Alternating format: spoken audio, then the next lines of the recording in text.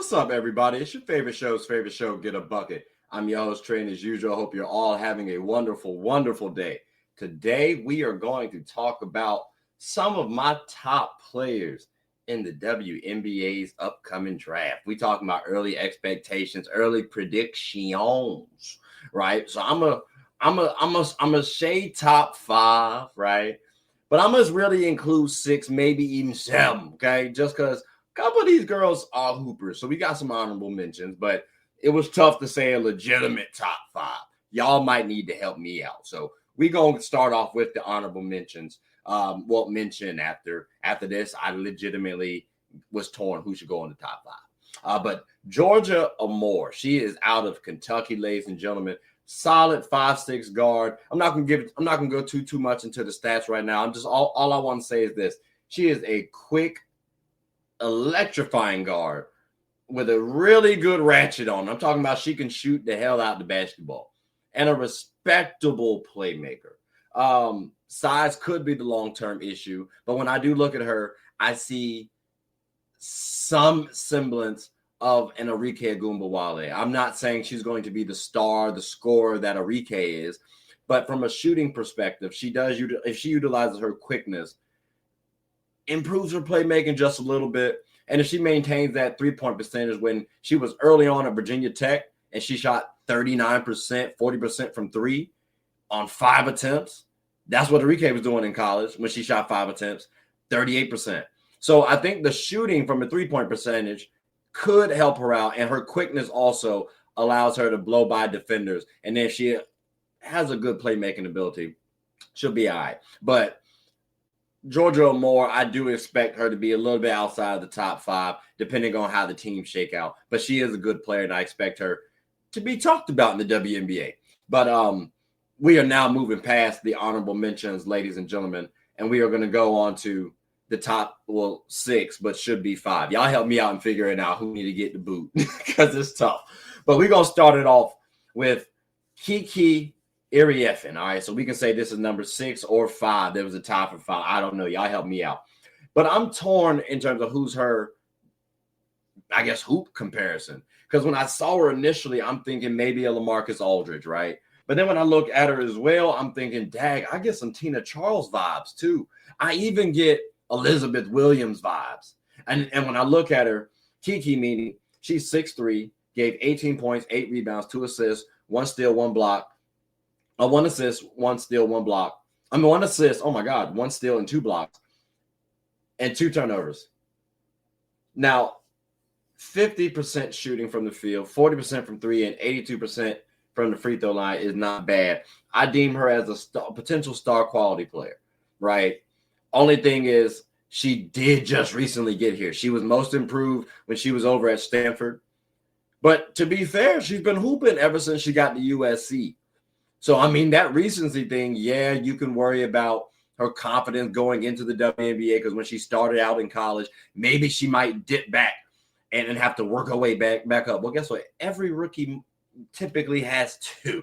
So I'm okay with her growth, her expectation. I'm seeing her 3 seasons from now really getting her footing more than likely.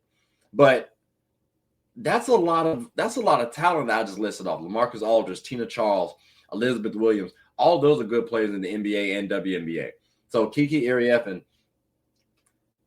again, she gives potential star quality. So that's why I'm torn in terms of should I put her even this low on the top 5. But y'all let me know. But let's move on down the list, and maybe y'all can help me out just a little bit. But number 5 or tied 5, I guess, depending on how you want to list it, we got Anissa Morrow. Now, she gives an Aaliyah Edwards type vibe, okay? But here's the thing, too. I also read a report where someone says something about she's similar to Angel Reese. That was their comparison. And I had to think about that for a second. And when Anissa was in college, right? Like she was, she gives off starter to all-star quality vibes for me. She's an elite rebounder and stealer. And let's think about this too now. In college, she actually outdueled Aaliyah Edwards multiple times in 2022 and 2023. If y'all remember in the Unrivaled League, granted, one-on-one is different than 5-on-5, but Aaliyah Edwards, after her rookie year, did beat Breanna Stewart. Again, Breanna Stewart, who I've called the Kevin Durant of the WNBA.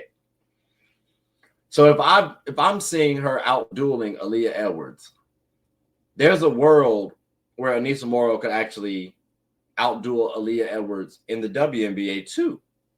At some point in time, you got to factor in the professionalism, right? Like Aaliyah got an advantage, but still, we know the potential of Anissa Morrow is high, and her stats, all the stats aren't everything, but her stats, at least rebound wise and scoring wise, are that of Angel Reese's.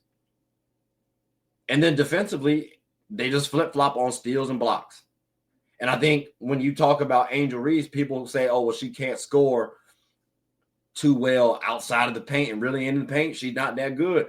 Okay, cool. Well, Anissa actually is pretty decent from the field, and she shoots better from the three than Angel Reese did. So maybe you might want to lean on Anissa Morrow. So if you like Angel Reese and Aaliyah Edwards, you might want to tune into Anissa Morrow because she can get a little bucket and snag some boards her daggone self. But I ain't going to harp on Anissa too much. Let's go ahead and move on down to the next person that I got to talk about because this one's pretty cool. This person's pretty special. I ain't going to lie to y'all. She could turn out pretty nicely. And at number 4 for me, we got Dominique Malonga. She reminds me of a little bit of Lisa Leslie. I said it. I got a question mark behind it now, but I do say a little bit of Lisa Leslie. Follow with me now because I am a Sparks fan, and she is the reason why I became a Sparks fan, actually. So Lisa was about 6'5", right? Athletic, run like a gazelle. What else more? Like what more can we ask for a top quality athlete, right? Oh, by the way, first woman to dunk. So again, she has good athleticism. Yeah, that Dominique is 6'6", and at least during the first 5 games over the LBWL, she gave 15 points, 10 rebounds, 2 assists, 1 steal, 2 blocks, and 2 turnovers. And that's on 62% from the field, 11% from the three, and then 65% from the free throw. So, yeah, we got a few things to clean up. Like the free throw, I do want to see uptick a little bit more. 3-point, that could go up a little bit more too as well. But it's not needed either. She got a good mid-range game. Hey, it's over. So I see potential star quality here. I genuinely do. And again, when I say this elite athleticism and height combo, like, ladies and gentlemen, I saw her do a drop step real quick and go up with it and dunk the ball in practice so casually. And when I say it was extremely quick, like, that's what we're talking about. If we can get that in the WNBA, oh, my God. How many people are not going to want to pay to see that? That's ridiculous. That's not been done in the WNBA. And we done seen what Caitlin Clark did with the shooting. So if this girl is able to drop step and dunk, she's whoo. So again, my only question mark is the current opponent she have that she's going up against. Is that fair? Is that a fair assessment? That's my only thing. Because if it is, oh wow, we got something to look forward to, ladies and gentlemen. But again, potential star quality. But I ain't gonna harp on Dominique too much because again, we got more ladies to talk about. So number 3 for me, Sonia Citron. All right, now this one was actually very interesting because come out of Notre Dame, she ironically reminded me of these 2 particular players, Maddie Siegrist and Kayla McBride. I got a question mark behind Kayla because I don't know if she's quite the bucket getter that Kayla is. I don't know. But then again, when I think about it too, though, it could be because of her teammates. But let's talk about this, though. So Sonia is a 6'1" forward who given 14.6 rebounds, 3 assists, 2 steals, 1 blocks on 2 turnovers, and averaging 49% from the field, 38% from the three, and 90% from the free throw line. I'm thinking starter to fringe all-star quality player for me in the WNBA. I think she's a good shooter and overall player. But then at the same time, because of that, and she does give good effort on defense, I can't hold y'all, that does make me question, should she be higher than a starter or fringe all-star quality player? Like maybe I need to bump her up to all-star. Because again, when I'm looking at Maddie Siegrist, all right, Maddie's actually cool. Fringe all-star caliber player for me, actually, depending on the year. Kayla McBride, we know she a bucket. That's WNBA caliber player right there. Could have been. I was gonna say Finals MVP, but she run with Nafisa, so I don't know. But like, if Nafisa's not on that squad, hey bro, she number 2. Just saying. Like that's a solid player too, when I think about it. So for Sonya Citron, I got a question where the hell she gonna ultimately rank. My only real knock for her is her supporting cast, and this could work for her too, because you could think, okay, well, she's not playing with these girls, her stats are going to go up, but she's also able to play with these girls, so you can utilize that, right? And she's able to lead the team if need be. Cool. But it would be nice to see how she does by herself. That would be helpful. But we can't get that. But again, I see a quality player in Sonya Citron. If we're talking about gambling on players reaching their expectations, I expect Sonya to do well. I genuinely do. That's why I got her this high. But again, I ain't gonna harp too much on Sonya. Let's go ahead and move up on the list. I know y'all curious at who's number 2. I got Olivia Miles at number 2. That's right. Notre Dame is actually hooping. They might have to win the NCAA title, ladies and gentlemen, because they got 2 top 3 picks on their squad, for me at least. But Olivia Miles, I've actually been saying for the longest time, she kind of gives me a little CP3 vibes. Not Candace Parker, Chris Paul. I made a post about her a couple years ago when she was like a high school senior. She made her selection to go to Notre Dame, and she actually liked the post, and I appreciated that, right? Just very humble player. A person, and it seems like she's that way on the court too. Again, she's not trying to be a star. She just hooping. And at 5'10", giving you 14.6 rebounds, 6 assists, 1 steal, 0.3 blocks, and 2.8 turnovers on 48, 32, 73 splits. All right, here's the thing. The free throws I would like to see up a little bit more in the 80s. That'd be nice. The 3-point I would like to see up as well. But let's not be honest too, ladies and gentlemen. Or let me be honest too, ladies and gentlemen. She can shoot better than this. So these are her senior year stats. I get it. Cool. But I see star quality player in this person. I already told y'all she reminds me of Chris Paul. Decision making, I love. Scoring ability, she cool.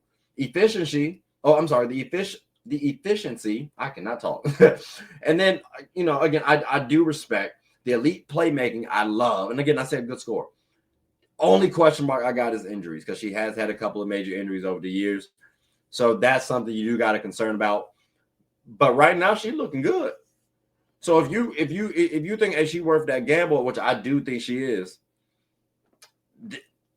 you may want to take her at number 2. You may want to take her at number 2. And she could go number 1, keep it a buck with you, depending on how some teams view her, or at least how some teams view the next person. But y'all may be wondering who that next person is. So let's go ahead and talk about it, shall we?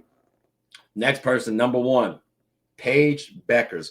This is the reason why I have a gripe with the WNBA right now, because as a Sparks fan, I felt like we should have got Paige Beckers with the number 1 pick and not have settled for Kelsey Plum. I said it, because Paige is 23, Kelsey's 28.